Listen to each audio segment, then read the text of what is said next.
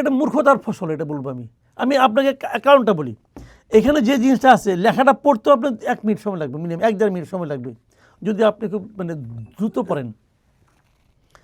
তারপরে কথা হলো, আমাদের দেশে সরকারি হিসাবে, পরিসংখ্যান ব্যুরোর হিসাবে সাক্ষরতার হার হলো এই মুহূর্তে 72%। 72। তার মানে 28% লোক লিখতে এবং পড়তে জানে না। তাহলে আমার ভোটারে ওই একই আনুপাতিক ভোটার আছে, তো আমার 28% ভোটার লিখতে এবং পড়তে জানে না। তাদের কাছে এটা কি? এটা হিজিবিজি আর তো কিছু না, হিজিবিজি। না, তাদেরকে বলা হবে জুলাই অভ্যুত্থানের পক্ষে আপনারা না। কে বলবে? এই যে সরকার প্রচারণা চালাচ্ছে, সরকার তো বলতেছে হা ভোট দাও। হা ভোটের জন্যই তো এটা। সরকার তাহলে হা ভোট দাও, তাহলে আপনি ভোটে দাও করে কি ছিল?